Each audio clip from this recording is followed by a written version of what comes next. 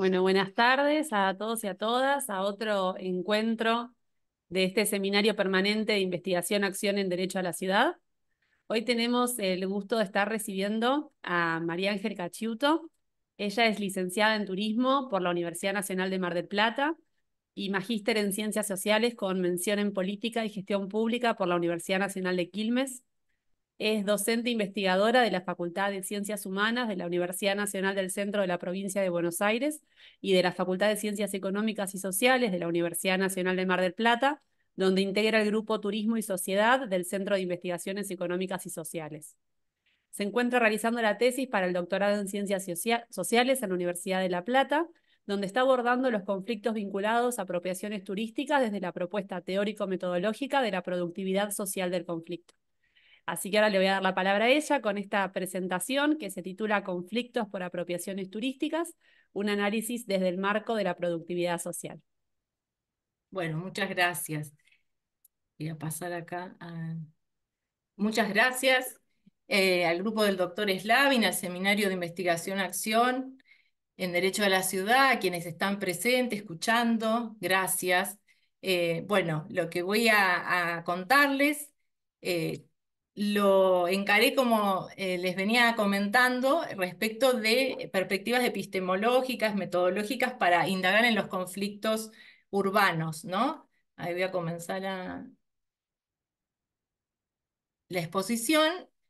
Entonces, bien, el tema objeto de estudio refiere a conflictos de proximidad en torno a apropiaciones turísticas en la costa atlántica bonaerense, en Chapadmalal, partido de General Pueyrredón, como localidad diferenciada, entre 2019 y la actualidad.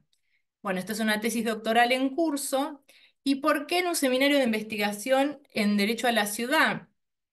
Bueno, las situaciones de conflicto son hoy en día un objeto privilegiado para la investigación urbana porque permiten ver a través del conflicto cómo los grupos de habitantes se construyen como actores políticos, ¿no? Y a su vez también las controversias sobre este porvenir de los espacios urbanos, ese destino, sí, que se le atribuye, permiten comprender las dinámicas que se dan en las ciudades, ¿no? Y esto lo va a decir Patrice Mellet, que es el geógrafo a quien tomo de esta perspectiva de la productividad social. Bueno, para la tesis se han seleccionado dos casos, sí, o dos situaciones de conflicto dada su relevancia heurística, ¿no? Su capacidad de generar conocimiento dentro de este marco. Por un lado, un conflicto que se generó a partir de un escándalo, ¿sí? Por el derribo de un memorial vinculado al terrorismo de Estado, esto es conocido como Masacre de Luna Roja, ¿sí? Es un monolito que está a la entrada del balneario. ¿Y qué pasó? El concesionario, en su afán de alguna manera de expandir el estacionamiento a cielo abierto, lo derriba, ¿no? Ya venía con situaciones de enfrentamiento con vecinos, por malos tratos, pues esto sale en las entrevistas, y esto lo ven los vecinos como la gota que colmó el vaso, ¿no? Se ponen en contacto. En ese momento todavía no existía ninguna asamblea del estilo, pero sí, por ejemplo, la de los espacios públicos, Faro de la Memoria, ¿no? Entonces, bueno, inician una serie de acciones que hacen que en el verano de 2020 caiga la concesión, ¿sí? Esto es algo histórico, ¿no? Que el Estado local dijo, bueno, hasta acá llegamos, ¿no? No puedo acompañarlos más. Fue muy grave lo que se generó, ¿no? Eso, digamos, como productividad política, genera la emergencia de un grupo de vecinos que se denomina Asamblea Luna Roja, que continúa hasta la actualidad, ¿no? Esto por ahora lo dejo por acá, ¿sí? Y les voy a comentar otro episodio, ¿sí? Ya analizando la localidad, en marzo de 2022, yo integrando unas redes vecinales de WhatsApp, nos enteramos, ¿no? Estas redes están integradas por vecinos, también hay investigadores extensionistas, ¿no? Bueno, y llega un borrador, sí, una especie de rumor, ¿no? De que a partir de un borrador, un proyecto de ordenanza, se modificaría ciertos indicadores del Código de Ordenamiento Territorial en el barrio Playa Chapadmalal, que es el que evidencia como mayores signos de turistificación, ¿no? Sobre todo en contexto post-pandemia. Bueno, la necesidad de planificar este territorio y de los vecinos de intervenir en esa supuesta o presunta modificatoria, que también incorporaba la posibilidad de habilitar la construcción de cabañas, ¿no? De complejos de cabañas, ante ese miedo o riesgo de que de repente Chapadmalal se transforme como en una especie de Mar de las Pampas, ¿no? Estas ideas de otros centros turísticos que casi que se reproducen tipo como molde, ¿no? Entonces, los vecinos se organizan en un foro social, lo denominan así ellos mismos, ¿no? Que es como una especie de asamblea, lo mismo, ¿no? De vecinos, aunque también la idea era abrirlo a representantes de la universidad y también del Estado y otras instituciones que quieran ser partícipes, ¿no? Bueno, esos serían como los dos conflictos, ¿no?, que se toman en el análisis. Bueno, algunos fundamentos de esta perspectiva, ¿no? El análisis va a seguir al conflicto y a los actores intervinientes, teniendo en cuenta acciones e interacciones y discursos mientras suceden, ¿no? Eh, Se opta entonces por una perspectiva pragmática que ahora les voy a comentar mejor de qué se trata, que está enfocada en el conflicto y en su capacidad de producir efectos territoriales, jurídicos y políticos. Ya la dimensión política y la territorial la quería incorporar en un principio, y cuando empiezo a ver, digamos, la gramática, ¿no?, el discurso de estos actores, aparece la dimensión de los aspectos legales como muy fuerte. Y digo, esta es una dinámica que tengo que incorporar, ¿no? Cómo ellos se refieren a lo que sucede en términos jurídicos, ¿no?, marcos legales. Y ahí es que yo empiezo a indagar, a hacer un estado de la cuestión, a ver qué perspectiva me permitía a mí incorporar también estos aspectos, ¿no? Y doy con este marco de Patrice Mellet, que luego empiezo a ver, y lo voy a luego a comentar, cómo ya es incorporado en estudios en Argentina, sobre todo en conflictos urbanos y ambientales, por distintos investigadores, ¿no? Se trata entonces, va a decir Merlisky, que es una de las de los investigadores, ¿no?, una socióloga argentina que analiza desde esta perspectiva, del estudio de disputas que están espacialmente localizadas, es decir, la dimensión espacial es fuerte, no es, digamos, no se va a analizar, el eje no va a ser un movimiento social global, ¿no?, o nacional, sino justamente son conflictos atravesados, ¿no?, por la dimensión espacial, ¿sí?, local, que van a expresar esas contradicciones existentes entre un espacio económico, pero que también es un espacio vital, ¿no?, para los vecinos, ¿no?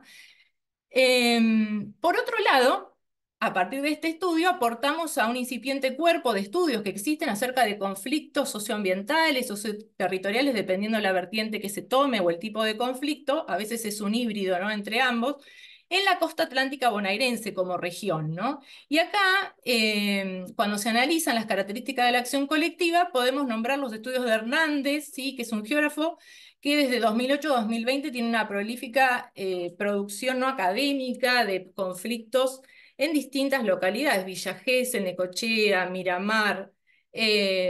Bueno, lo último fue el conflicto en Mar Chiquita por la instalación del barrio cerrado dentro de lo que es la reserva, ¿no? Bueno, después dentro de mi grupo está Gonzalo Cruz, también licenciado en turismo, que analiza conflictos desde otra perspectiva que ahora les voy a nombrar, que es la de los movimientos sociales, una perspectiva sociológica. También les quería comentar cómo se diferencia cada una, ¿no?, en este intento de cubrir estos aspectos epistemológicos, ¿no? González, Borano, ¿sí?, son otros, y son todos investigadores de la Universidad Nacional de Mar del Plata que están a tono con el tema conflictos en la región, ¿no? Respecto de los estudios en el campo del turismo, específicamente, digamos, el grupo en el cual integro Turismo y Sociedad se ha abocado al estudio de residentes vistos como actores, ¿no? Actores políticos de un territorio, ¿no? Por ahí esto lo diferencia de otras formas de entender al residente cuando está cristalizado como un componente de la oferta, ¿no? En esta idea de un sistema turístico convencional. Aquí la idea es rescatar ese residente como actor, ¿no? Entonces, bueno, un poco también abona esa tradición de estudios del turismo, poniendo foco en el residente, ¿no? Bueno, como les decía, esto es en el marco de trabajo de campo que venimos desarrollando desde 2019 en el grupo que integro, Turismo y Sociedad.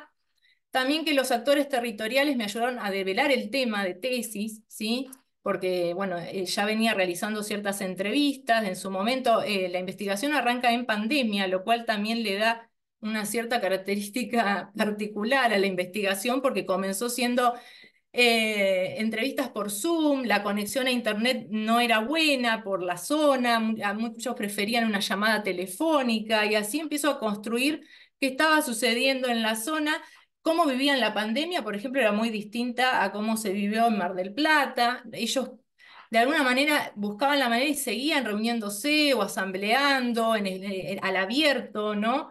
Digamos, no se perdió esta característica de asociatividad que tiene la localidad por ser un territorio rural urbano. Ahora vamos a ver que tiene unas características sociodemográficas particulares, ¿no?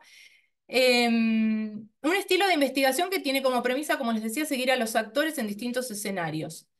Y ahora les voy a comentar cuáles. Por momentos nos metemos en escena porque hay un compromiso asumido en el territorio y, por ejemplo, puede aparecer la posibilidad de que en tanto investigadora perteneciente a un grupo de investigación o representante de alguna manera en territorio de la universidad, ellos de alguna manera vean cómo sos como la cara visible, ¿no? De esa institución, ¿no? Y de alguna manera se busca colaborar con ciertas causas, ¿no? De repente si un escrito permite de alguna manera apoyar cierto reclamo, ¿no? Sea el municipio, ¿no? De alguna manera se busca eso poder dinamizarlo, ¿no? Y esto es propio de un análisis justamente que parte de ese vínculo con los actores, ¿no?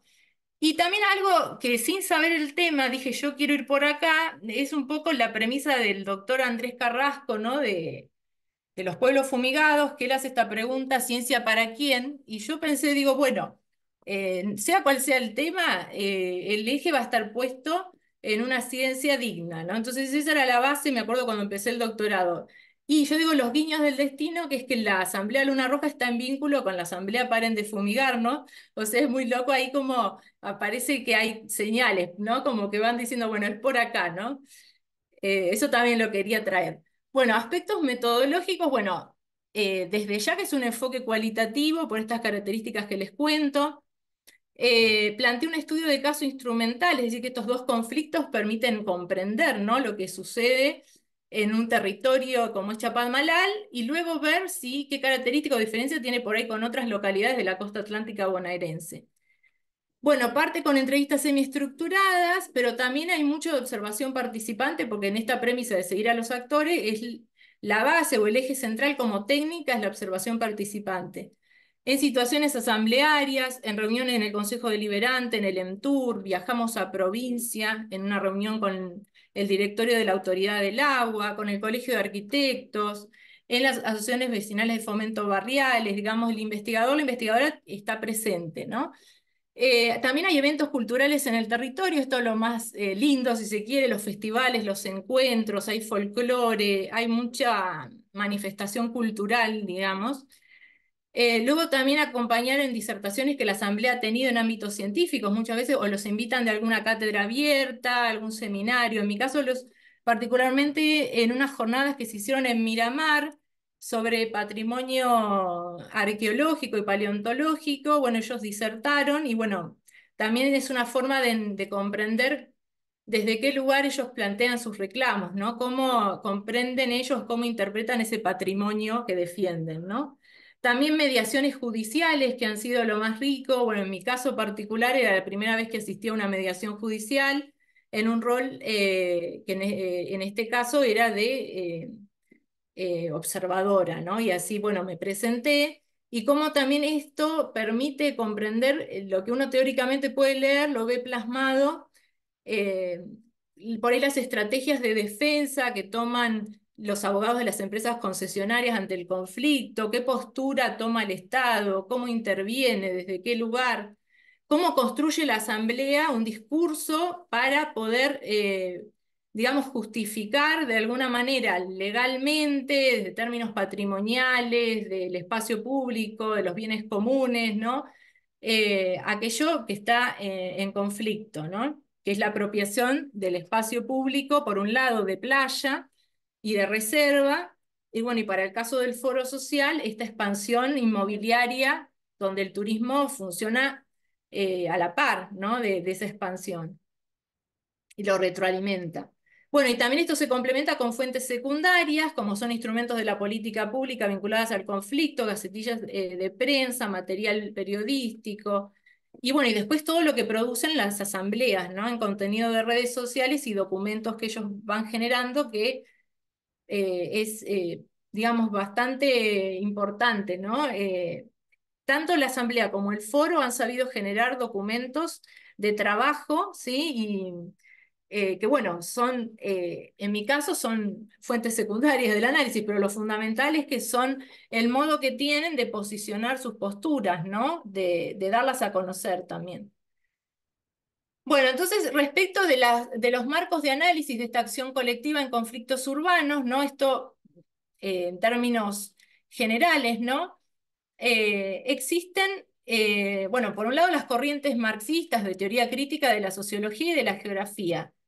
Desde la sociología, en un inicio, la cuestión estaba puesta en definir qué es un movimiento social urbano, ¿no? Cuáles son sus características, ¿sí? Cómo se diferencian de otro tipo de movimientos, ¿sí?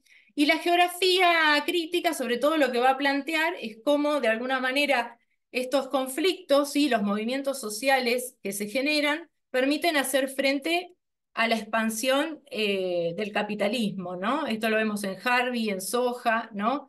Aparecen conceptos como apropiación, despojo, ¿no? Que es propia también de la base, digamos, teórica del derecho a la ciudad, ¿no? Luego aparece el marco de la nueva sociología de los movimientos sociales, que tiene dos vertientes, una estadounidense y una europea. La vertiente estadounidense de Tilly Tarrow tiene como una conexión con la teoría de las organizaciones, o sea, la sociología organizacional, también hay algo de, de lo que es políticas públicas, y lo que va a plantear es justamente cómo estos movimientos sociales van a pensar una estrategia a nivel interno, van a movilizar ciertos recursos, en un contexto de oportunidades políticas, ¿no? De ventana de oportunidades para la acción, ¿sí?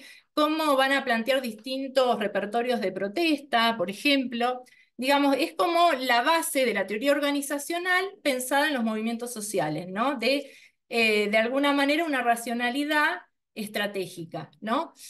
Melucci, o sea, de la perspectiva europea, va a incorporar la problemática de las identidades de estos movimientos, ¿no? ¿Qué identidades políticas se construyen, no están dadas, sino se construyen al interior de la formación del movimiento? Después hay una perspectiva que se critica sobre todo porque por ahí cierra el análisis antes de iniciar, lo que es la perspectiva NIMBY, o no en mi patio trasero, not in my backyard, que es como va a plantear, bueno, los vecinos se van a quejar, se van a molestar porque lo que no quieren es que le instalen cuestiones negativas, fábricas, bueno, no sé, sumideros, una nueva instalación, un edificio de X cantidad de pisos, podemos pensar en Mar del Plata, ¿no? O la apropiación y el cerramiento de la playa, porque está en el ámbito cercano. Si eso estaría en un ámbito de X cantidad de kilómetros donde ya no les afecta, no habría conflicto. Pero esta perspectiva, digamos, cierra la posibilidad de análisis. Ya de antemano está planteando que esta es la causa, ¿no? Que esta es la causa de que sucedan estos procesos, ¿no? Que en realidad las personas no quieren problemas cerca, ¿no? Y esto en turismo lo vemos cuando, por ejemplo, lo que son las protestas sociales se cierran con la categoría turismofobia, que esto es propio en España, en Portugal, que este verano, ¿no? 2024 fue muy prolífico en protestas sociales referidas al turismo urbano en las ciudades por la masividad, ¿no? O el sobreturismo, como le dicen allá. Entonces, directamente la prensa, generalmente es la prensa o también el sector privado corporativo del turismo, dice, bueno, son manifestaciones de turismofobia. Cuando en realidad, si eso se empieza a analizar, se empieza a ver que en realidad, y lo mismo pasa acá, no hay como un rechazo hacia el turismo, sino hacia cómo es gestionado, ¿no? Y en eso va, no es el turista el responsable, sino que aparecen una serie de actores que son más bien locales o extralocales, dependiendo del modelo, ¿no? Turístico que se trate. Obviamente que al turista le cabe cierta justamente responsabilidad, porque hay modelos más y menos responsables de practicar turismo, pero no es un rechazo, digamos, a la actividad como tal. Y bueno, y después en ese marco aparecerían las, digamos, como otra posibilidad, las sociologías pragmático-pragmatistas que aparecen sobre todo en Francia entre las décadas del 70 y el 80, en dos perspectivas. Una es la del filósofo Latour junto con Calon, que en la actualidad lo toma lo que es la vertiente de estudios CTS, Ciencia, Tecnología, Sociedad, porque se abocan sobre todo a conflictos que tienen que ver con el avance tecnológico y problemas ambientales. Sobre todo en esta mirada que va a pensar la sociedad como un ensamble de relaciones. Vieron que está mucho esta idea de humano, no humanos o actantes, donde aparecen tanto actores humanos como dispositivos, máquinas. Bueno, ahí entra, digamos, yo no tomo esta perspectiva, pero está dentro de estas sociologías. Sin embargo, hay otra que tiene más que ver con lo que es la filosofía política y aspectos digamos, de la moral, que es Bostanqui-Tivenot, que va a plantear, por ejemplo, distintas racionalidades que van a tener los sujetos al momento de actuar y que no solo van a ser estratégicos o pensar en el máximo beneficio, sino que van a aparecer racionalidades que tienen que ver con apelar al bien común, a una ciudadanía responsable. Incluso aparece para ellos el régimen, bueno, de lo que es la sensibilización con el ambiente, que es algo nuevo. Y aparece también el régimen como de un bien común máximo, ¿no? Como de un ideal, ¿no? Entonces aparece esta idea de que las personas pueden estar movilizadas por aspectos que no tienen que ver con esa racionalidad más maquinista, si se quiere, organizacional de eficiencia, ¿no? Entonces abren el juego a ver, bueno, desde qué lugar hablan estas personas, ¿no? Entonces, bueno, parten estas sociologías, bueno, de dos principios. Uno es la indeterminación, el principio de indeterminación y el principio de incertidumbre, ¿no? Que están ahora muy en juego, ¿no? En el análisis de lo social, también retroalimentados por la física cuántica, que también como nuevo paradigma de la física nos trae en la dimensión de lo social nuevos desafíos. Bueno, ¿cómo incorporamos en lo social nuevos análisis donde ya no perseguimos leyes, ¿no? Permanentes, sino que vamos a empezar a hablar de que lo social es indeterminado, es incierto, ¿no? La acción del sujeto, ¿no? Atravesado por múltiples racionalidades, ¿no? Entonces, bueno, se va a empezar a hablar de poner el foco en situaciones. ¿Cómo empezamos a analizar esto? Bueno, ¿qué acontece, ¿no? En lo social en términos de situaciones problemáticas, ¿no?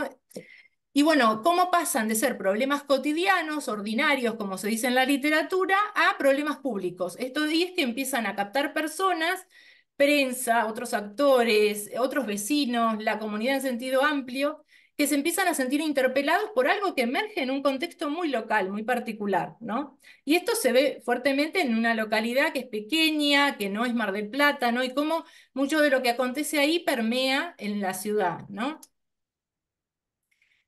Otra cosa que me pareció interesante es cómo la investigación va a dejar de ser propia como práctica de los científicos, ¿no? Desde esta perspectiva se va a plantear que la investigación también se da en la vida cotidiana de las personas, lo que Latour va a llamar una inversión epistemológica. Es decir, que el investigador va a estar siempre una vuelta reflexiva detrás de aquellos que estudia, y que es una mirada distinta por ahí a la del investigador crítico, que es el como que ilumina la situación, ¿no? El que va a decir, acá está pasando esto, bajo estas categorías, esta perspectiva. Desde este lugar, esa capacidad crítica está en los sujetos y en sus situaciones ordinarias, todas las personas despliegan estrategias, ¿sí? Para poder resolverlas, ¿no? Entonces, en eso se entiende que la investigación también la puede realizar cualquier persona, ¿no? Y bueno, esto se ve claramente, por ejemplo, en el caso de la Asamblea, donde hay una perspectiva de investigación digamos, diaria, ¿no? De cuestiones que tienen que ver con los conflictos en los cuales están implicados, ¿no? Y cómo funciona también toda la estructura, ¿no? Que ordena el territorio, digamos, cómo pueden también pensar sus argumentos, ¿no? De defensa, digamos, esto lo hacen todo el tiempo, ¿no? Bueno, esto que ya les decía, entonces en este marco emergen racionalizadas basadas en la inspiración, en la pasión, en el orden cívico, en la solidaridad, en el reconocimiento, en la opinión pública, en la reputación, en la confianza. También ellos ponen en juego la posibilidad de que haya una racionalidad ecológica, ¿no? Como algo nuevo que está emergiendo, ¿no? O si simplemente lo ecológico puede llegar a ser parte de, bueno, eso hay un texto de ellos que lo plantean porque justamente la cuestión ecológica es muy fuerte en los conflictos actuales, ¿no? De las ciudades. Entonces la acción se va a definir haciéndose y esto se asocia a un principio metodológico que va a ser esto, ¿no? Seguir a los actores en el curso de sus acciones y esto es lo que trastoca también el rol del investigador que va a pasar de ser en determinadas situaciones de observador a protagonista en determinados eventos, ¿no? Bueno, en esto hago otra bajada que es la de Patrice Mellet, que es el geógrafo que introduce este marco que es el que tomo. Él va a analizar conflictos de proximidad, ¿no? Esos conflictos de proximidad van a implicar que hay residentes que se van a movilizar para mantener el control de su espacio cercano. Él va a tener una perspectiva del conflicto simeliana, se dice, no positiva. Él va a decir que el conflicto no es algo a dirimir, a resolver, ¿no? Que el investigador tiene que aparecer ahí para dar una salida, sino que va a decir el conflicto es parte o consustancial al funcionamiento de las sociedades y es una forma de socializar. Merlisky va a decir el conflicto también es un analizador de lo social. En situaciones del conflicto van a favorecer la argumentación, la justificación, la expresión de posición, el ejercicio ciudadano, ¿sí? Hay mucho en juego en las situaciones de conflicto para el ejercicio de una ciudadanía más amplia que aquella que simplemente aparece al momento de la votación, ¿no? Por ejemplo. Él va a decir que la premisa va a ser abrirse a estas interpretaciones de los actores en las situaciones, ¿no? Similar a lo que les venía diciendo. Entonces, él va a decir cómo lo analizamos, cómo vemos eso positivo del conflicto a través de plantear que va a tener una productividad social, en términos, como les decía, territoriales, jurídicos y políticos. Y acá es que les planteo entonces las tres dimensiones, ¿no? En la dimensión territorial va a decir que los vecinos que se inscriben en estas acciones colectivas van a tener una socialidad fuerte, digamos, perdón, con un fuerte anclaje espacial, ¿sí? Es decir, que a partir del conflicto aparece una relación nueva con el territorio, porque los vecinos, por ejemplo, empiezan a replantearse cuál es su vínculo con ese territorio, por qué lo están defendiendo, por qué están gastando energía y tiempo voluntario en ese lugar, ¿no? Entonces, aparece justamente la dimensión identitaria, ¿no? de esos sujetos respecto del lugar que habitan, ¿no? Y también cómo ejercen intentos por controlar ese territorio cuando se ve amenazado, ¿no? Que aparece en el concepto de territorialización. En la dimensión jurídica tiene que ver con cómo los vecinos experimentan el derecho, cómo se aproximan, ¿sí? Cómo permiten los conflictos elaborar colectivamente una situación jurídica, cómo el conflicto a su vez permite ser una modalidad para difundir conocimientos jurídicos, que ni hablar que llega también al investigador, porque yo me tuve que poner a investigar un montón, porque como no soy abogada, no cursé la carrera, voy aprendiendo conforme voy leyendo y buscando palabras y voy generándome un poco caóticamente. Y esto mismo lo hace la asamblea, digamos, ellos ya tienen la maestría en eso. Yo digo, por eso digo, voy atrás, porque ellos lo van haciendo todos los días, digamos, es un ejercicio cotidiano, ¿no? Entonces, lo que va a decir Mele es que se genera una actualización local del derecho, ¿no? Por contraponerlo a esta mirada positiva del derecho de que porque está la ley se cumple automáticamente, ¿no? Entonces se va a plantear que no, se necesitan actores movilizados para ponerlo en actualización local, para decir cómo se ejerce localmente en función de estos conflictos, ¿no? Yo lo que puse también son algunos autores, está en mi lista para el tema territorial, a Antonio Azuela de México para la cuestión del derecho, porque tomando este marco de Melé ha habido autores que se han especializado en algún tema, ¿no? Y para la cuestión política o de la productividad política, tendría que ver con esta capacidad que tienen los conflictos de construir estos actores o sujetos políticos, ya sea en forma individual o colectiva, que se van a conectar a su vez con otros grupos que van a modificar el vínculo entre los vecinos, la política, ¿sí? Y van a reivindicar un ejercicio de ciudadanía preocupada por el porvenir de un barrio, por los espacios públicos, en tanto bienes comunes, que esto es como una gramática que las asambleas toman, ¿no? Esto de los bienes comunes, ¿no? De la playa como bien común, la reserva como bien común. Bueno, y ya dejando de lado un poco la perspectiva más, digamos, teórica y metodológica, quería hacer tengo unas filminas como una presentación más de la dimensión espacial, ¿no? Bueno, de la costa atlántica bonaerense como región, sí, esto es muy breve en realidad, va a presentar un modelo hegemónico homogéneo de ocupación, ¿no?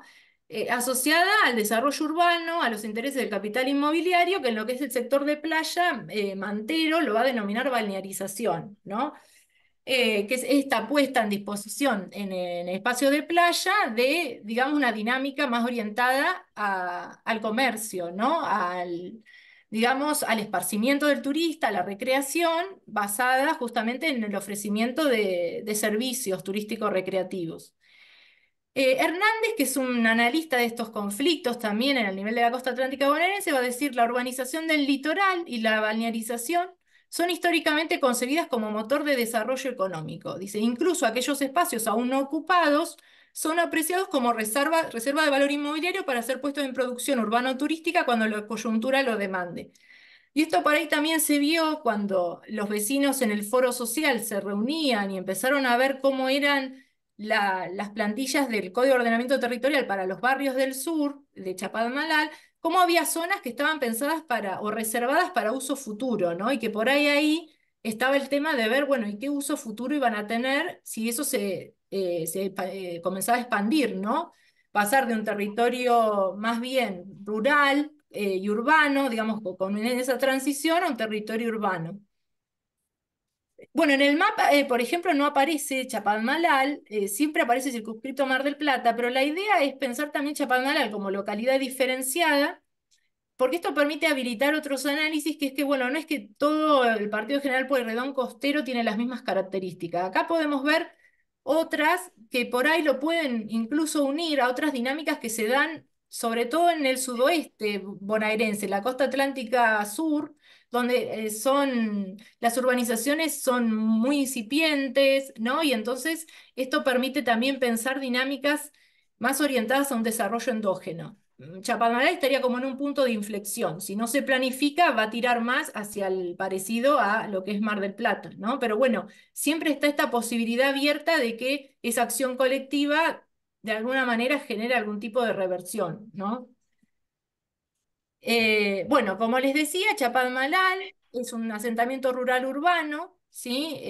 Forma parte del Partido General Pueyrredón, es una localidad diferenciada de Mar del Plata. Posee 6 barrios, ¿sí? Están articulados por lo que es un distrito descentralizado, que es Chapadmalal, ¿sí? A nivel administrativo. Y el eje vertebrador de estos barrios, que son eminentemente costeros, ¿sí? Se solucionan esos barrios, más o menos serán 10 cuadras como máximo de la costa, ¿no? Y después limitan con estancias, ¿no? Sobre todo son barrios que, digamos, tienen una dinámica turística, aunque también hay, bueno, una dinámica vinculada incluso con el Partido General Alvarado. Hay estudios también que analizan esto, de cómo se vinculan más con el partido hacia el sur que con Mar del Plata. También acerca del crecimiento que han tenido en el último tiempo por estas dinámicas del crédito Procrear, que ha permitido instalar familias jóvenes, ¿no? Y bueno, también con cierto dinamismo, muchos estudiantes universitarios, graduados, ¿no? Que le otorgan cierto profesionalismo a las asambleas también, ¿no? Esto genera ciertas dinámicas. Bueno, ¿cómo emerge a partir de un loteo de la primigenia estancia Chapadmalal perteneciente a la familia Martínez de Hoz? La idea ahí era generar un reducto de élite para lo que son, digamos, esta élite porteña que ya veía en Mar del Plata en la década del 30 esta masividad, ¿no? Comenzaba a ver pensar un lugar para, de alguna manera, recrearse en forma exclusiva, ¿no? Esta mirada de un turismo exclusivo, ¿no? Digamos, mantener ciertas prácticas alejadas del centro de la ciudad.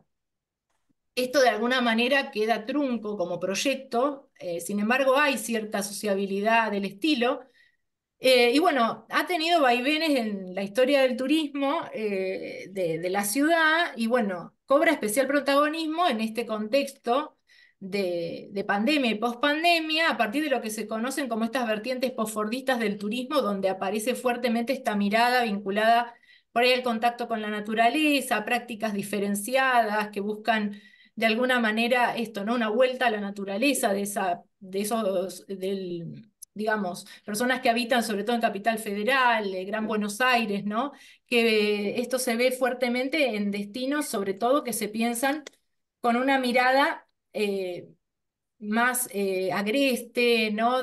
Donde las playas no están tan urbanizadas, aunque bueno, esto también hay que pensarlo porque la tendencia en los concesionarios es de urbanizar, ¿no? De tender por ahí a construir cabañas, piletas, ¿no?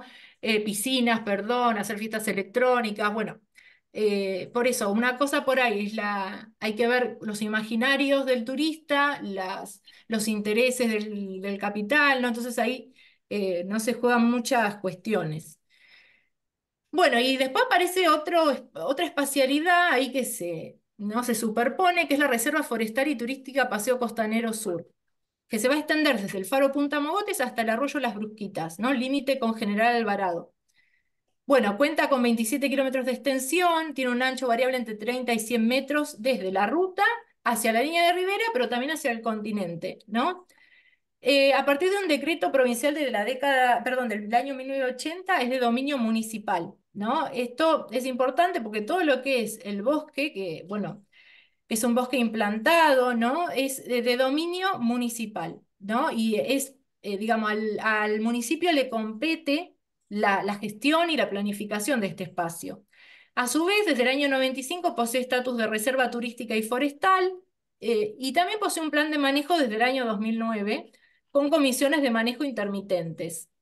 Algo interesante o importante para los conflictos, bueno, lo toman las asambleas, es que desde la calle 515 hasta el arroyo Las Brusquitas es zona afectada al uso público, con lo cual, desde ese plan de manejo, si se tuviera en cuenta al momento de controlar la gestión y el manejo de las concesiones, se tendría que pensar a esas concesiones como sí, como priorizando ese uso público, porque está planteado así desde el marco, digamos, que regula, que es el plan integral de manejo, ¿no? Que otra cosa después es ver que eso luego no es tomado como, digamos, una herramienta, no se materializa en definitiva, ¿no? Bueno, hay algunas imágenes del partido en la provincia, de Chapadmalal, con el círculo en rojo, el sur de lo que es la mancha verde, que es Mar del Plata. Y por debajo estaría la zonificación de la reserva. En amarillo está planteada la zona de uso público. Lo que dice estrictamente Chapadmalal en rosa es la colonia Chapadmalal. En realidad, que ya es la jurisdicción de nación. Y luego aparece en azul una zona de conservación que es desde la colonia Chapadmalal hacia ya el límite con General Alvarado. Y en lila, que es la zona de uso público restringido, es toda la zona que en lo que es playas está privatizado, ¿no? Por lo que era en su momento estas tierras de Peralta Ramos, que bueno, ahora pertenecen a sociedades anónimas. Bueno, y finalmente, en lo que respecta también a esta espacialidad en conflicto, están las unidades turísticas fiscales. ¿Qué serían las unidades turísticas fiscales? Bueno, son la base administrativa para organizar el espacio en forma económica, ¿no? Este espacio de playa en forma económica. Son bienes de dominio público por decreto provincial del año 70, pero en el año 76 hubo un traspase al Estado local para su administración. El Estado local los va a concesionar a privados, que pueden ser empresas, también organizaciones de la sociedad civil, para la explotación balnearia y de servicios complementarios. De todos modos, y esto me lo hizo ver la Asamblea en este estudio, esta investigación que ellos realizan, que la esfera provincial se sigue arrogando las atribuciones de fiscalización y control, es decir, que esto se tendría que ver efectivamente cumplido, ¿no? A partir de lo que es la Secretaría de Turismo Provincial. Sin embargo, a partir de estas concesiones de las UTF dentro del Paseo Costanero Sur, en Chapadmalal y en toda la extensión, si se quiere, de la reserva, ha aparecido prácticas de apropiación de este espacio público por parte de las empresas concesionarias de balneario al transgredir esta normativa municipal que regula su uso. Bueno, esto ya lo ha analizado también Cicalese y Cacopardo, Hernández, González, ¿no? Acerca de estas implicancias en la restricción en el acceso, uso y disfrute del espacio de playa por parte tanto de vecinos como de turistas, ¿no? Y esto en el marco de lo que se conoce también como un avance de neoexclusividad. Neoexclusividad porque no es esa exclusividad primigenia, ¿no? De principios del siglo XX, sino que vuelve, digamos, recargada con otras características, ¿no? Que tienen que ver con cómo se gestionan actualmente estos espacios, ¿no? Finalmente, ahora sí, y esto es lo último, las asambleas ciudadanas en tanto sujetos políticos con un discurso inédito. Bueno, esto lo traigo porque justamente estos actores que voy a analizar, que voy a seguir, que voy a analizar en situaciones de conflicto son asambleas, ¿no? Podrían ser otro tipo de configuraciones, pero en esta zona es fuerte esta conformación, ¿no? ¿Qué van a decir ciertos teóricos sobre estas asambleas en Argentina? Son formas políticas emergentes que evidencian una crisis de la institucionalidad y una crisis del paradigma social, del orden social económico, incluso civilizatorio, se podría decir. Svampa va a decir que como movimiento constituyen una productividad política de la crisis del 2001 en Argentina, ¿no? Y después una cita, me pareció interesante una cita del filósofo Rancière que va a decir, la gente común representan la parte de aquellos que no tienen una verdadera parte en la ciudad, salvo por la propiedad vacía de su libertad. Este carácter impropio de este demos del pueblo es el desacuerdo constitutivo de la política. Es además el escándalo que trae consigo la democracia. Bueno, en esto de por ahí lo que íbamos estudiando en seminarios del doctorado, como también lo puedo dialogar con los casos que analizo, ¿no? Y bueno, en esto de seguir a los actores se observa que justamente en la gestión del turismo, estas asambleas y los ciudadanos comunes no tenemos una verdadera parte. Ni hablar cuando los argumentos que se plantean, incluso en términos jurídicos que se alegan en instancias judiciales, es que no son organizaciones formalmente constituidas, por tanto son pseudo organizaciones y ahí aparece una cierta retórica, ¿no? Sí, de estigmatización de estos grupos, ¿no? Y finalmente el uso privado de la SUTEF en Chapadmalal comenzó en la década del 70, bueno, en los 90 se dio fuerte, ¿sí? Y prosigue hasta la actualidad. Estos vecinos identifican un punto de quiebre o despertar en los últimos años, cuando se comienzan a organizar en este formato asambleario, tomando las asambleas los nombres de los conflictos o las playas o balnearios en disputa.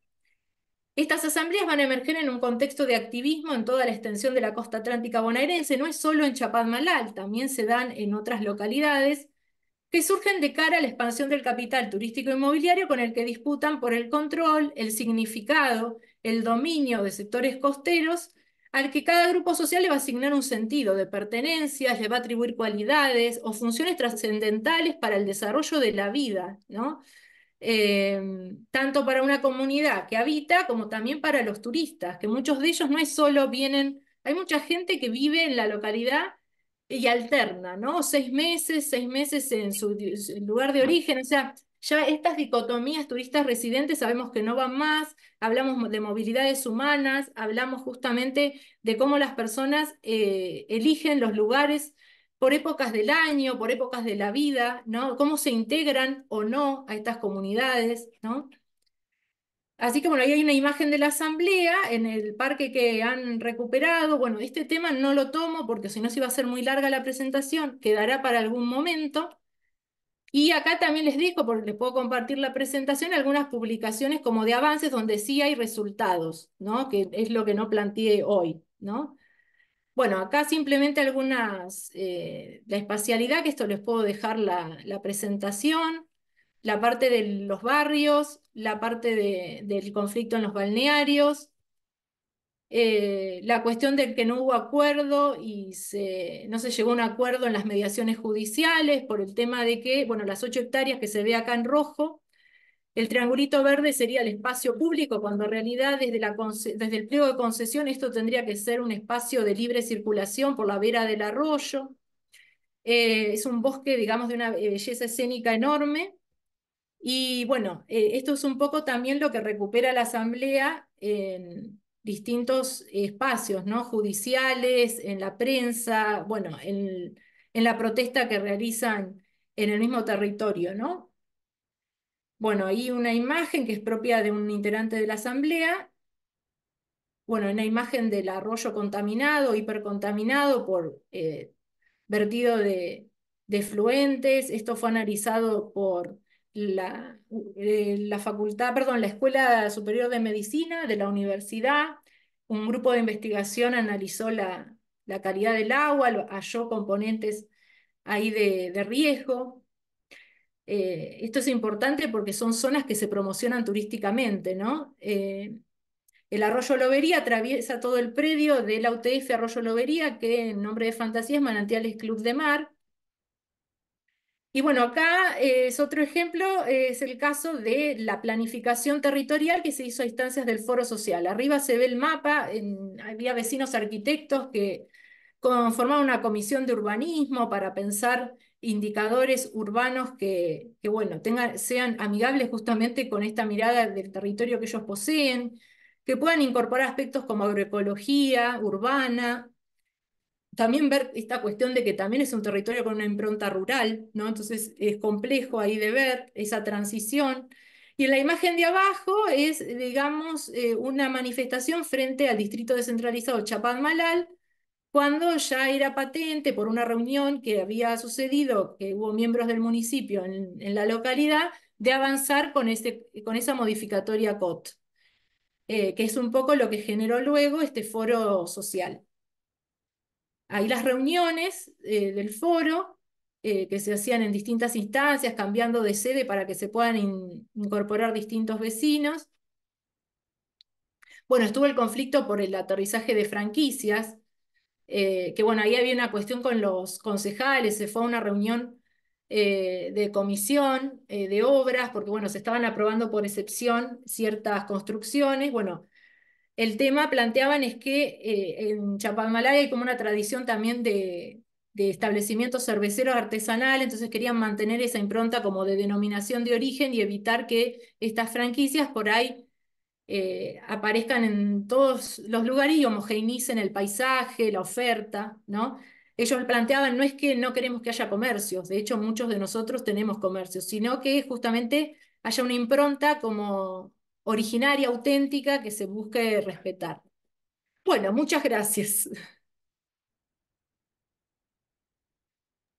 Muchas gracias a vos, María Ángel, estuvo excelente la presentación. Y bueno, ahora abrimos el espacio a debate, comentarios como siempre. Van levantando la mano.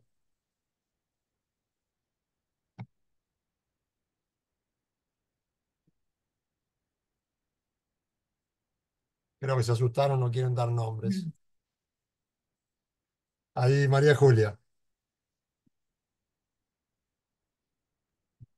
Gracias, Pablo. No, María Ángel, felicitarte porque además del interés por tu investigación, por los conflictos, por el barrio, por los vecinos, por el derecho a la ciudad, diste un taller de metodología. O sea, realmente en eso dije, qué bueno que la estoy escuchando. Así que en ese aspecto quería felicitarte porque hiciste una síntesis y muy atractiva, o sea, quiero decir que tu exposición fue muy atractiva combinando esos aspectos, así que te lo quería agradecer. De mi parte, nada más. Gracias. Muchas gracias.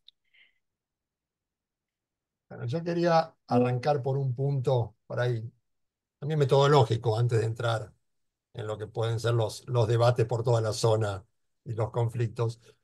Vos habías planteado un poco este tema y lo traslucís en una de las filminas, el papel del investigador, investigadora, eh, como un papel de observador, que yo creo que lo que está poniendo en juego es esas dos lecturas de la tarea nuestra.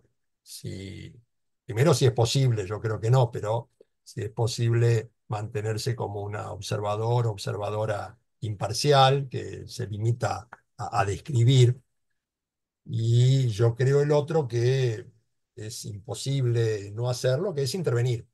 Es decir, describir y al describir estar valorando. Y por otro lado, creo que eh, tenemos el deber de no ser imparciales y asumir un compromiso. Es decir, que creo que en definitiva es lo que estás haciendo por la forma en la que estás contando el conflicto. Yo creo que uno inevitablemente asume un compromiso para un lado o para el otro. Y yo creo que eso le da todavía más valor al papel del investigador, investigadora, que es lo que estás haciendo, y es involucrarse con los movimientos sociales, involucrarse con las problemáticas sociales, es parte del rol de investigador que a veces se menosprecia, diciendo, no, no, está haciendo tarea política, sobre todo en los últimos tiempos. Es un término el de política que se usa como peyorativo, cuando yo creo que hay que revalorarlo, y creo que es importante lo que vos haces con toda esta presentación y bueno, con tu investigación, porque sigue esa línea de, de la investigación como compromiso social. No sé si querés comentar algo sobre eso. Sí, es importante también saber que desde esta perspectiva, a ver, digamos, tiene el aspecto que era el que yo de base quería mantener en una tesis, que es este involucramiento, ¿no? Porque también hay otro concepto que no traje, que también se plantea en estos de los estudios decoloniales, que es también el extractivismo académico. Por ahí que es ir, ¿no? Que la persona me dé la entrevista y bueno, dependiendo del tipo de investigación, eso digamos, no es que esté mal, ¿no? Pero digamos, trabajando con comunidades, noto que por ahí pudiendo hacer algo, si no lo hago, no iría conmigo al menos, ¿no? No implica eso, que eso también en los talleres de metodología del doctorado, no es que uno esto de que se casa con la asamblea y todo lo que hace, porque también hay una vigilancia de no romantizar, ¿no? Porque es cierto, digamos, se va a plantear desde esta perspectiva, es todo. Aquello incluso que dice uno, este CEFAI, aquello que dicen y no hacen, hacen y no dicen, digamos, porque está todo en juego, ¿no? Pero eso no quita ese compromiso, o sea, pueden estar las dos cosas a la par, tal cual. Digamos, ese compromiso y a su vez esa vigilancia epistémica de poder plantear todo, ¿no? E incluso cuestiones que uno puede digamos, no sentirse cómodo, no sé, o sí, dependiendo, ¿no? O sea, es esta cuestión de, en ese sentido, sí, velar por, en esto justamente, de reproducir esa mirada del actor que no quede permeado por lo que le parece al investigador, ¿no?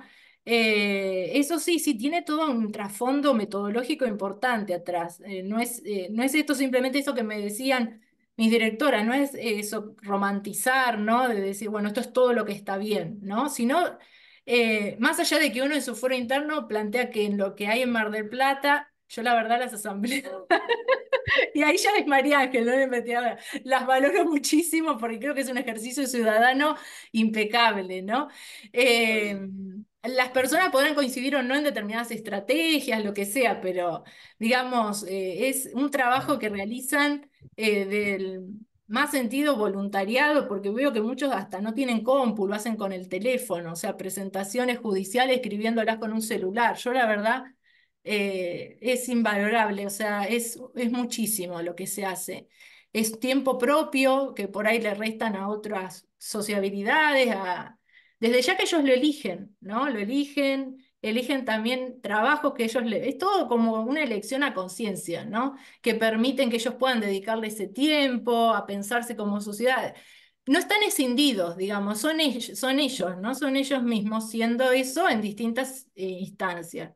Eh, y están las dos cosas así. Yo creo que, y también hay como, desde estos planteos epistemológicos, también correrse de esa mirada de que el investigador puede ser objetivo porque nunca lo va a ser, ¿no? Es que yo Creo, creo que ahí donde tenemos claro, que pensar, uno es objetivo, objetiva, y al mismo tiempo está valorando. Es decir, esa objetividad implica una búsqueda o un proceso de búsqueda de verdad.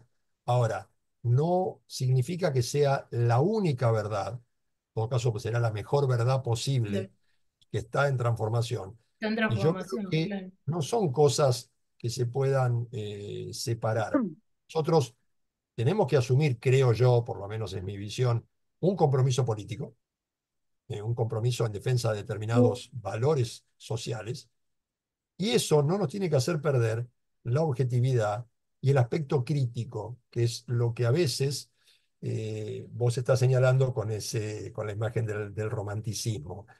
Yo me callo las cuestiones críticas porque no quiero perjudicar o no quiero afectar. Ahí hay un trabajo, después si les interesa, muy interesante que hace Harvey yo siempre lo reitero, cuando lo invitan como investigador y investigador comprometido en un tema de conflicto de una fábrica Rover en Inglaterra que la iban a retirar y que él justamente va como investigador, va a defender los puestos de trabajo, el pueblo que se queda vacío si se llevan la fábrica, pero al mismo tiempo, como investigador, como científico, dice, esta fábrica genera polución, esta fábrica, los trabajos no son trabajos realmente que permitan un desarrollo humano, por lo tanto, eh, por un lado está la defensa de la comunidad, pero al mismo tiempo hay que defenderla de otra manera. Mm. No defenderla simplemente quédese en la fábrica y siga fabricando autos y contaminando. Bueno, esa es la tarea complicada que tiene quien se dedica a la investigación de manera seria. Creo que eso es lo que de uno u otro modo tratamos de hacer. Entonces, asumir esa postura crítica. Sí, sí, sí, totalmente. Sí, creo que en sí, en lo que es ciencias sociales y trabajando esto con conflictos, con comunidades, con cosas que están vivas justamente, no sé, puede haber otras formas, pero bueno, también en tanto también como sociedad, la universidad inserta en la sociedad busca de alguna manera colaborar en justamente en donde se encuentra inserta en la sociedad. Creo que es parte constitutiva, ¿no? De la labor del docente investigador, del investigador, la investigadora en el ámbito de la universidad, y eso, ¿no? De alguna manera comprometerse, ¿no? Con lo que pueda, ¿no? Pero verlo como una construcción conjunta. Comparto. Ahí Sí. Marisol, no sé quién estaba primero, si Marisol o... No, estaba Marisol primero, pero perdón si me cedes la Bueno, palabra, porque lo que quería preguntar tenía que ver con lo que estaban hablando recién para continuar un poquito el hilo, si no te molesta, Marisol. como quieran. Yo estoy hoy de cumpleaños y entonces me vine para un ¡Ay, feliz cafecito. cumpleaños! Sí, sí, pero entonces, Felicidades. si hay música de fondo, ahí perdonarán. Hoy estoy un poquito indisciplinada. Está muy bien, es tu cumpleaños. Bueno, pero Bueno, claro que sí, profesora. dale, Adelante. gracias. No, te quería, siguiendo con este tema, a mí siempre me llama mucho la atención esto que vos comentás de las asambleas, la continuidad, la perseverancia que tienen los integrantes de la asamblea respecto de continuar con estos temas que seguramente les insumen mucho tiempo de su vida, mucho compromiso. Y en relación con eso te quería preguntar dos cosas. Si vos estuviste presente en las asambleas, si las asambleas son deliberaciones genuinas y equitativas, es decir, o si hay una o dos personas que llevan la voz cantante y el resto aceptan, digamos, cómo son las dinámicas. Y si vos tenés alguna como hipótesis explicativa de por qué esas comunidades tienen tanto compromiso con la defensa de lo que ellos consideran cómo debería ser la vida en el barrio, la vida en el territorio, porque en realidad es quizás, es decir, esas prácticas que tienen son muy diferentes al resto de las prácticas de los que vivimos, por ejemplo, en Mar del Plata, que el compromiso ciudadano es muchísimo menor. Entonces, si vos si tenías alguna hipótesis explicativa al respecto. Y otra cosita, esto es porque me interesó mucho, si vos analizás ese conflicto, si tuviste en cuenta o tuviste entrevista con la otra parte del conflicto, ¿no? Los otros actores que tienen una mirada antagónica. Eso solo. Sí. Gracias. Bien, bueno, sí, respecto de la cuestión de por ahí de la representatividad, justo en la última reunión que tuve con mi directora hablaba de esta cuestión, porque obviamente que no todos los vecinos, las vecinas forman parte de la asamblea, ¿no? Eh, y también lo he hablado con algunas personas que integran la asamblea, sobre todo, bueno, en este caso, bueno, los dos casos que analizo, Luna Roja y el foro social. Bueno, con respecto al foro social, que fueron reuniones entre marzo y octubre del 2022, después con alguna que otra reunión más esporádica, eh, ahí no se notaba como, claro, que puede ser también la contra de por qué luego eso no se continuó, ¿no? Por ahí no había conducción en el sentido de ver, bueno, ¿y hacia dónde vamos con esto? Por ahí se logró bueno, de alguna manera se frenó ese borrador, se dio a entender que la comunidad quería otra cosa, y en eso no participaron solo el foro, sino también se juntaron firmas de un montón de vecinas, de vecinos, ¿no? Eh, digamos, por ahí la cuestión es que había personas por ahí que participaban por ahí buscando cómo de alguna manera estratégicamente frenar esos avances generales, ¿no? Que había de lo que es la expansión inmobiliaria. Otras personas por ahí buscaban expresar más que nada es una catarsis, ¿no? Más de las problemáticas generales del barrio. Entonces, las reuniones, de alguna manera, eran una expresión de múltiples cuestiones, ¿no? El foro. Eh, Se logró generar un documento y luego, también eso se dice en la teoría, ¿no? Que a veces pasado cierto tiempo, por ahí las motivaciones decaen, los esfuerzos, las personas, como todo esto es voluntario.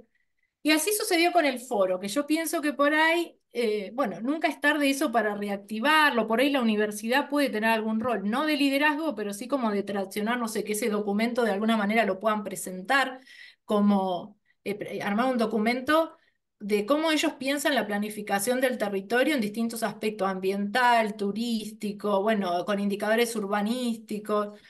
Y bueno, y eso quedó como un borrador, de algo que una experiencia de trabajo, de reuniones en comisiones semanales, eso realmente se dio. Ya igual que se haya dado, es muchísimo, porque no conozco por ahí, seguramente haya en otros barrios, pero no lo veo algo tan común, ¿no? De que se reúnan vecinos y conformen comisiones, y esas comisiones se reúnan semanalmente, y luego en plenario, y así se vaya conformando un documento. Y después, bueno, por ahí la asamblea que más trascendió es Luna Roja, que también continúa hasta la actualidad, lo cual tampoco es poca cosa, dado este carácter voluntario. Y vos plantabas ahí la cuestión de, sí, de cómo intervienen o cómo se van sumando las personas y el rol.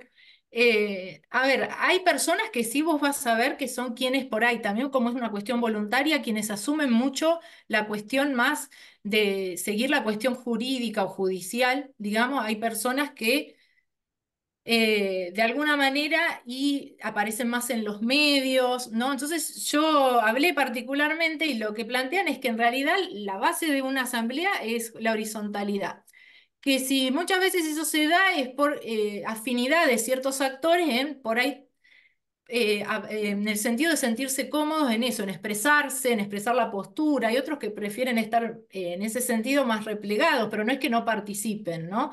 Y lo mismo va a haber personas dentro de la asamblea más orientados a esta cuestión, si se quiere, más que se vincula más con lo académico, porque van haciendo un trabajo de investigación, de seguimiento de aspectos jurídicos, de planificación. Y después hay personas que incondicionalmente llega el momento de que de repente hay este intento de cerramiento del acceso público, como pasó en mayo de este año, y van a estar, digamos, ¿no? Por más que los que firmen ese documento sean X cantidad de personas, tienen como una comunidad amplia que sostiene. Por ejemplo, cuando viajamos a, a provincia, a la autoridad del agua que nos recibió un miembro del directorio de la autoridad del agua con una comisión técnica para tratar como en forma agregada toda la cantidad de expedientes que había presentado la asamblea, eso a pedido de la asamblea, porque por ahí después quedaban compartimentados en distintos expedientes, entonces la asamblea les propuso, vamos a ponerlo sobre la mesa y discutimos porque estamos hablando de un mismo espacio con distintas problemáticas. Y esos accedieron. Y bueno, eso obviamente fue voluntario en el sentido de quién iba, quién no, pero tenía un costo. Fueron algunos, ¿no? Se dispuso de un auto de un vecino y se logró cubrir el costo de la nafta con los pocos, con los pequeños aportes, me refiero a que no hubo alguien que puso todo el dinero, sino que eran pequeños aportes de un montón de personas. Y eso me sorprendió muchísimo, o sea, el apoyo que hay ahí detrás, ¿no? De los tiempos que corren, lograr juntar el dinero para viajar a partir de pequeños aportes de muchas personas, ¿no? Entonces digo, bueno, no, realmente hay ahí un apoyo, lo mismo lo vi cuando en mayo hubo este intento ahí de cerrar el espacio recuperado, que bueno, yo dije, acá es un problema porque llegan a estar los miembros de la asamblea en estricto, que son quienes van a las audiencias, y es una cosa. Ahora, apareció una cantidad enorme de vecinas, de vecinos, y esto lo conecto con lo otro que planteas, que qué es que hace que ellos creo que es la diferencia por ahí con quienes habitamos en la ciudad y por ahí nos sentimos identificados. A mí me pasa, no sé, con la agroecología. Me encanta, leo, pero de repente estoy comprando la fruta en el supermercado. Digo, ¿qué pasa? Que todavía no bajamos y materializamos aquello que valoramos más en forma cognitiva. No sé, seguís en las redes, te encanta, decís esto es lo del futuro. Y bueno, pero no, ellos ya lo están viviendo. Es eso que Gramsci dice de la política prefigurativa, ¿no? Ya están haciendo o viviendo el cambio que quieren ver, digamos. Entonces yo digo, hay gente, uno le cuesta entenderlo porque por ahí estamos, si bien intelectualmente coincidimos en muchas cosas, ellos ya lo están viviendo, ¿no? Entonces es como que es más fácil ahí ver que por ahí arriesguen poner el cuerpo, porque no es que ellos salieron un montón de entrevistas, no es que nos encanta ir ahí, de hecho, no sé, cuando fue la primera vez que abrieron el pase público en Luna Roja, tenían a los guardavidas con palos, dice la entrevista, la policía mirando, y son vecinos que por ahí nunca han hecho eso en su vida, porque dicen, nosotros no es que venimos acá tipo revolucionarios que caiga el capitalismo, dice, estamos cansados de ciertos avallazamientos, teníamos una playa que podíamos disfrutar por todos, de alguna manera, y de repente, no, esto lo sienten como algo que está vulnerando también esto mismo, ¿no? Que es un estilo, una forma de pensar la vida en ese territorio, ¿no? Entonces creo que sí, que eso es lo que los moviliza. Creo que es eso, como hacer carne, algo que por ahí en otros casos lo vemos más desde un lado más intelectual o que todavía no lo, qué sé yo, o no lo estamos viendo desde ese lugar de ellos que es como, bueno, realmente, ¿no? Están posicionados desde ese lugar, ¿no? Desde otro lugar. Por eso también muchos han elegido vivir ahí. Pensemos que es una zona donde no hay servicios de gas, no todo es alternativo, la electricidad por el crecimiento demográfico que hubo, hay altas y bajas de tensión, cada tanto se incendia alguna casa por estas formas alternativas que hay de calefacción. Bueno, muchos quieren que haya pavimento, muchos dicen que no porque bueno, los autos tienen que adecuarse a eso y conducir más despacio, que los chicos puedan estar en la calle. O sea, hay una impronta fuerte de como de pensar otra vida y creo que en eso, creo que es más fácil que ellos se movilicen.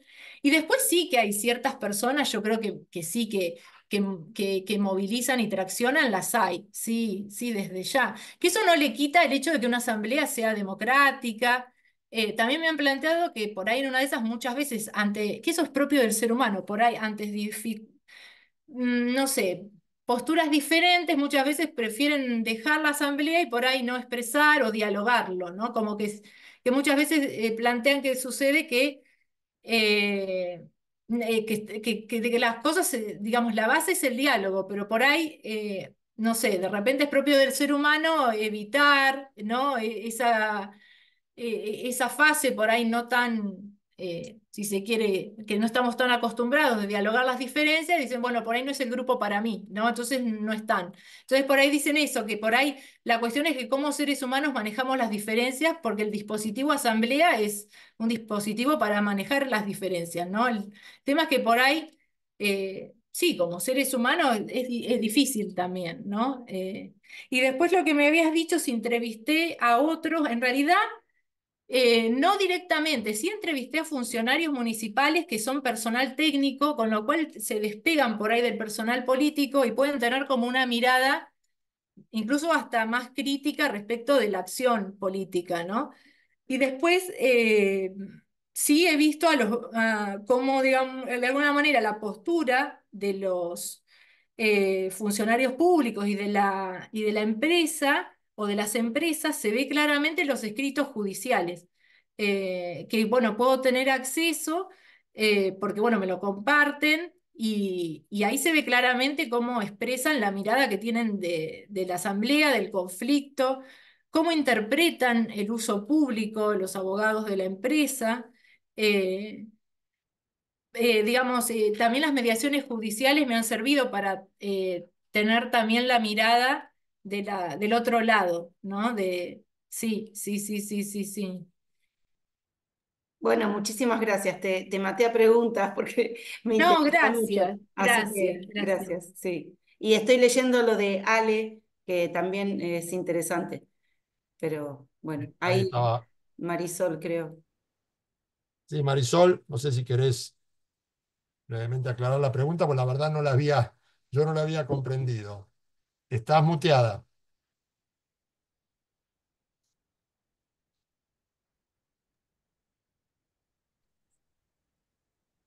Aló.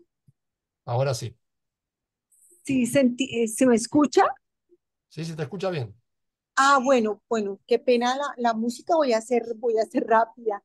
Sí, es que yo estuve, me llamó mucho la atención la primera parte cuando hablaron de las racionalidades en el marco epistemológico, que fue de la eficacia, del pragmatismo y del bien común.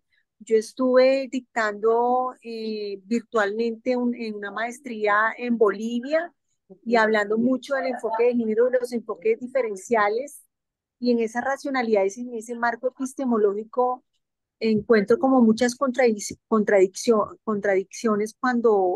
incluso paradojas, cuando se plantea en todos estos movimientos, cuando se trata de reivindicar los derechos, etcétera, todo lo que son los argumentos de las teorías individualistas, cuando se confrontan con los principios y con las posturas de solidaridad y de compromiso con los movimientos sociales. No sé si tú has encontrado alguna paradoja o algo en este sentido. Perdón por ser tan genérica.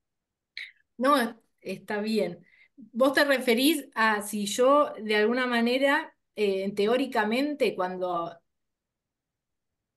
asumo la postura de, claro, yo, digamos, esta postura epistemológica surge justamente de evitar pensar en esa racionalidad únicamente como justamente esta mirada que se tiene como de la organización social en tanto empresa, ¿no? Donde nos dividimos tareas, ¿no? Cada uno cumple X cantidad de funciones, en tal encuentro nos juntamos. Tal persona se va a dedicar al aspecto, no, el vínculo con los medios, como de esa racionalidad empresarial, ¿no? Sobre todo porque creo, ¿no? En esta dinámica de la acción, y esto es algo más personal, en que puede haber justamente esto, otras motivaciones que pasen más que nada por una dimensión del bien común, que lo noto, sobre todo lo noto en, no sé si por ahí es Marisola, donde vos, justo, ahí está, me parece que está muteada, ¿no? Sí. Estás muteada, Marisol.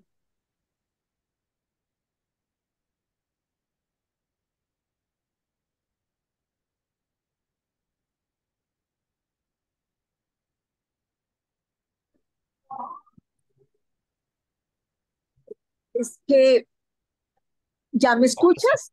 Sí, Ahora sí. ¿Cómo lograr o sea, es interesante porque cómo lograr esa armonización es un desafío entre lo político, lo jurídico y la territorialización, que mm, realmente se logre ese match, ¿no? ¿Cómo lograrlo realmente?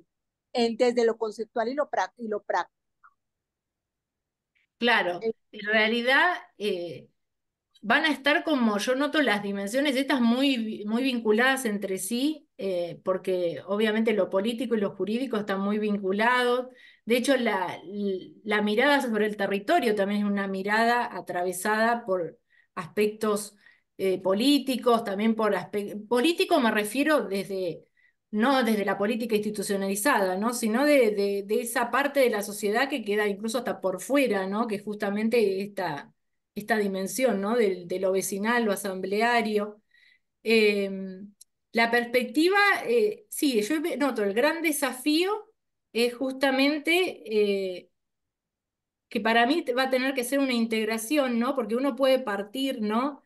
Desde donde los actores empiezan sí, a entrelazarse, a argumentar, pero después yo noto que eso también lo han planteado que he leído algún filósofo político que ascribe esta perspectiva, que es que la dimensión estructural también está, ¿viste? Que no la podemos dejar de lado, ¿no? Que por ahí, desde esta perspectiva, vamos a dejar en suspenso esa explicación más crítica, ¿no? De estructuras, ¿no? Del capital, que, bueno, pero que de alguna manera eso incluso está incorporado en la perspectiva que hablan las asambleas, ¿no? De cómo ellos interpretan, porque también hay una cuestión acá que no es un sujeto como, no sé, que va, esto que decía, ¿no? Que va el investigador a iluminar. Son personas que se instruyen todo el tiempo, que si no han estudiado en la universidad, son autodidactas, ¿no? Y digamos, eh, tienen ideas políticas, por más que no tengan ascripciones políticas. A ver, se entiende a las asambleas como partidarias, pero no quiere decir que haya en ellos ciertas identidades políticas, ¿no?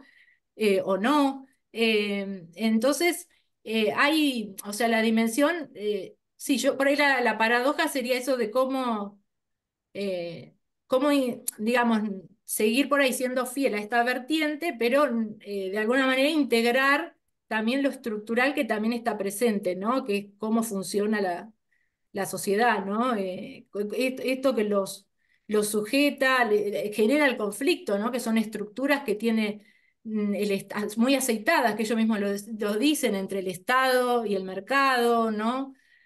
Cómo funciona, ¿no? La economía del turismo a nivel local. Gracias, María Ángel. Sí, sí, No, sí, no. es muy claro. No sé si alguien más, bueno, saludos de Sandra, desde Ecuador. Gracias por Sí, compartir, Sandra. saludos. La verdad que no sé si se me escucha. Acá en Ecuador estamos pasando diariamente 10 horas de cortes de energía. Estoy con la señal inestable. Saludo a todos, especialmente a la conferencista Marangel.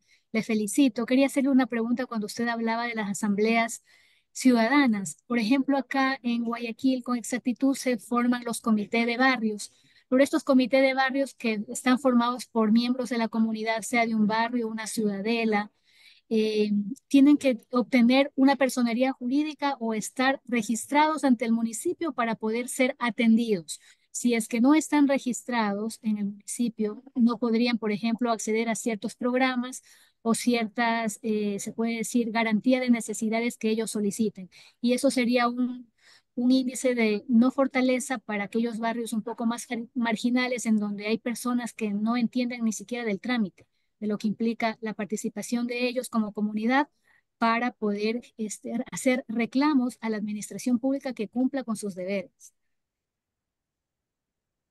Claro, Sandra, y vos me preguntás, sería si cómo es en el caso de Chapadmalal ¿Y de cómo se Argentina. manejan? Son asambleas ciudadanas que simplemente se conforman de manera voluntaria por parte de los ciudadanos de esas comunidades Exacto, o sí, sí, sí, sí, sí, no a tienen libre albedrío personería de jurídica. ellas. Claro, no, no tienen personería jurídica porque en realidad el vínculo con el Estado creo que es justamente de contestación, no es que van a, de alguna manera, a hacer una demanda que implique, no sé, alguna cuestión de una política social, ¿no? Sino que está más atravesada justamente con la dimensión de autonomía es fundamental para pensarse como un sujeto otro, ¿no? Entonces, no caer en una situación por ahí, eh, llámese de, sí, como de quedar cooptado, ¿no? Por ese estado al cual interpelan, ¿no? O sea, es una característica propia de estas asambleas que digamos, tienen esto que decía, ¿no? Maristela Svampa va a plantear, se forman al calor de esta crisis del 2001 en Argentina, ¿no? En distintos puntos del país. Luego esto decae, pero en algunas zonas queda vigente. Y sí lo que tiene como contraparte es el hecho de que eso mismo, de no estar, no tener una representatividad como persona jurídica, hace que eso se tome como un argumento como para invalidar el reclamo, ¿no? Como que no estarían validados como un actor que puede interpelar al Estado. Y eso aparece en los escritos judiciales, ¿no? En tanto no tienen personalidad jurídica, es como una especie de fantasma, si se quiere, ¿no? Entonces también ahí hay una cuestión que, que tiene que ver con cómo pueden, como que se ve de alguna manera interpelados en su representatividad del bien común esta cuestión, ¿no? De lo autónomo, que creo que es lo que me decía Marisol en un momento, creo que al inicio, ¿no? O que lo vi que estaba escrito acá en el chat. Eh, Digamos, de alguna manera, si uno lo piensa desde esta mirada estratégica del movimiento social, no es estratégico, entre comillas, el no tener personería jurídica en las instancias judiciales, porque evidentemente, si lo vemos desde esa mirada, los pone en una situación de desventaja. Ahora, desde la filosofía política o pensar justamente el funcionamiento de lo social, de lo político, ahí hay también para interrogarse, ¿no? Digamos, ¿por qué sucede esto? Digamos, no sé, cómo de alguna manera se da en otros lugares, ¿no? Pero evidentemente lo que está pasando acá es que la implicancia práctica que tiene esta no conformación de personería jurídica y esta autonomía respecto del Estado es no ser considerado como un sujeto, sí, legitimado en sus Atender, reclamos, ¿no? claro. Y ahí Regina comenta, eh, no sé si Regina querés decirlo vos directamente, pero cómo en materia ambiental se soluciona este tema de la representatividad. E incluso en reclamos territoriales, también el hecho de no tener personalidad jurídica no los invalida. Sí, es cierto, María Ángel, que son objeto de cuestionamiento, diríamos más desde el punto de vista jurídico de chicanas, de Sí, falta de representatividad, pero hoy el litigio estratégico en materia de derechos humanos hace que los grupos, es decir, un barrio carenciado se presente por reivindicación de vivienda, por tema de los residuos, y generalmente lo que hacen es acompañarse con alguna organización, con personas Claro. jurídicas, con alguna entidad académica, y acreditan esa representación de distintas formas sin necesidad de tener que conformarse con personas jurídicas. Ahora, lo que Claro. está diciendo Sandra, lo que está planteando de Ecuador, se refiere más a la obtención de préstamos, a la obtención de determinados beneficios por parte claro, del Estado, y a partir de ahí poder redistribuirlos en la comunidad, para lo cual ahí sí el tema de la personería jurídica, como acá lo tenemos en algunas asociaciones de fomento, sería creo que lo más similar, que sí tienen en muchos casos personalidad jurídica o algún tipo de reconocimiento por parte del Estado, y los hace pasibles de recibir ese tipo de préstamos, contribuciones que la Asamblea no lo podría. claro. Técnicamente sería mucho más complejo poder hacerlo. Creo que por ahí pasa, Sí, eh, Sandra, no sí, sé si sí, justamente eso es lo que pasa acá, porque, por ejemplo, por temas de seguridad, ahora el municipio creó una empresa pública de seguridad y a través de la empresa pública otorga a los cámaras y sirenas, pero para poder entregar esa cámara y esa sirena debe haber un directorio registrado en el municipio de ese barrio que tenga un presidente, un vicepresidente, un tesorero, un secretario, registrado bajo un comité barrial para hacer la entrega de ese tipo de bien a la comunidad.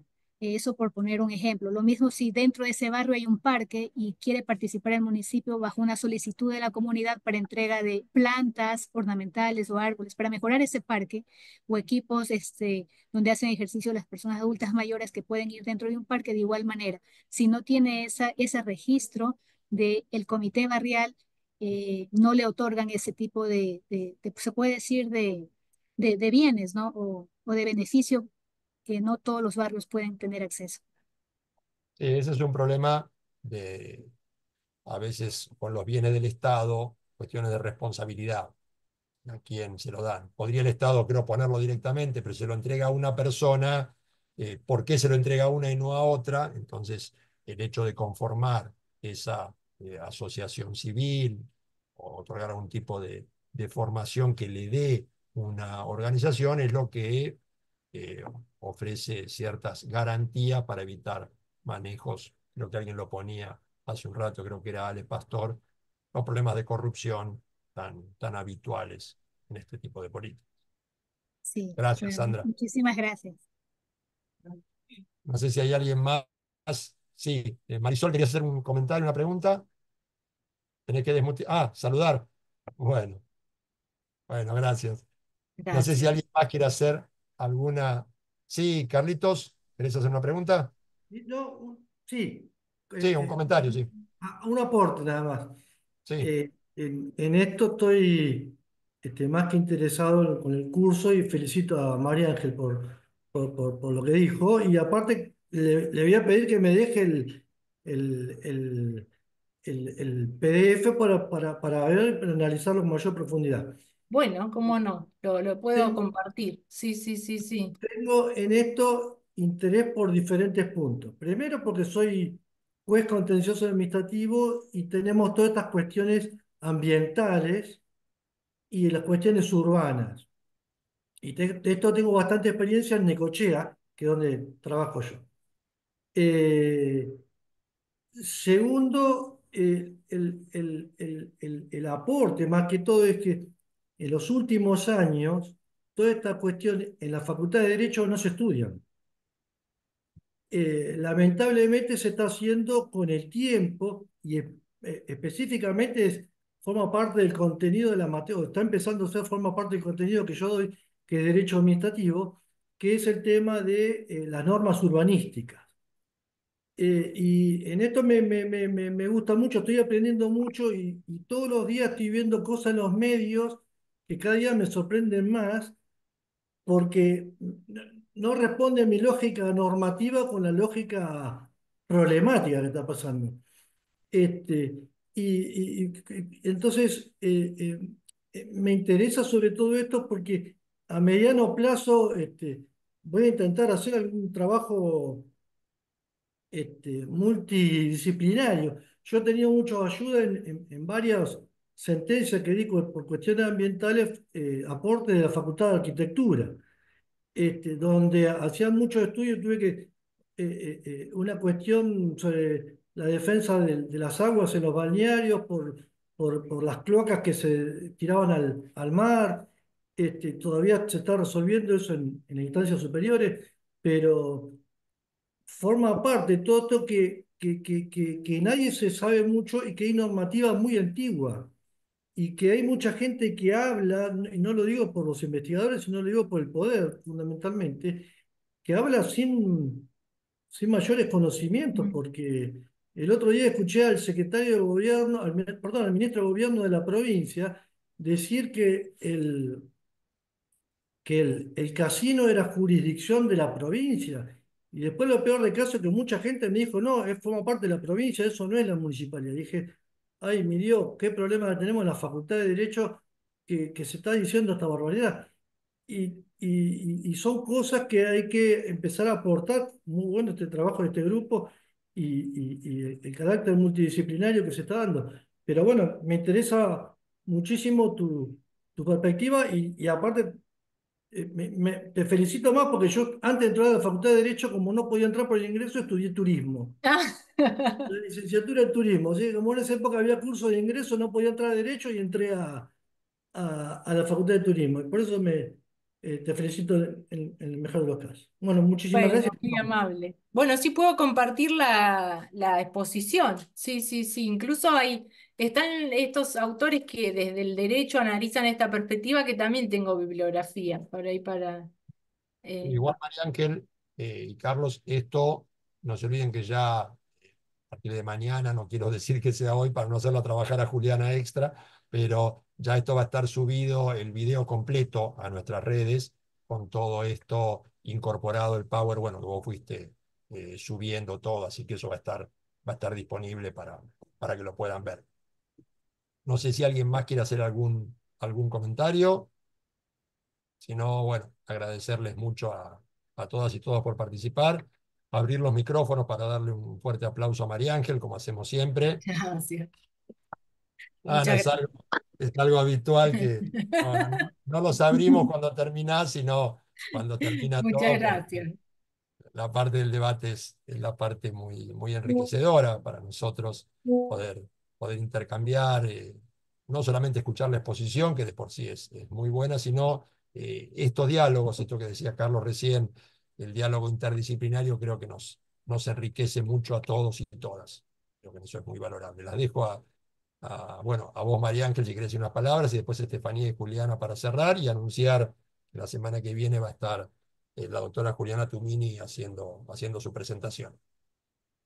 Bueno, muchas gracias por la invitación, por el espacio, por la escucha, por dar esta oportunidad también de tener una retroalimentación y seguir avanzando. Y sí, para cuando comience con la parte de productividad jurídica, que todavía no arranqué, ahí seguramente voy a tener personas para contactar, para ver cómo analizarlo desde ese lugar. Así que bueno, me alegra este espacio que vienen construyendo y bueno, esperamos ahí poder seguir aportando. Un abrazo a cada uno. Bueno, yo Gracias. Agradezco aprovecho, también. ah, Perdón, Juli. te dejo para el final. Nada, agradecerte, María Ángel, tu trabajo y bueno, que muestra la presencia y la relevancia de la universidad pública para la realidad social, para las políticas públicas, que genera insumos interesantes, confiables. Bueno, así que eso, aguante la universidad pública. Sí. Bueno, me sumo a lo que dice Juli y bueno, y a todos los halagos que has recibido. Felicitaciones por la presentación y muchas gracias por haberla compartido con nosotros. Realmente se nota la profundidad con la que estás abordando el trabajo. Súper interesante y enriquecedor, así que gracias por esta presentación y bueno, me despido ya para cerrar, que me tocó el final. A todos y todas que nos acompañaron y nos volvemos a encontrar la semana que viene. Hasta Muchas luego. gracias. Adiós, que anden bien, hasta Hasta luego. luego. Gracias.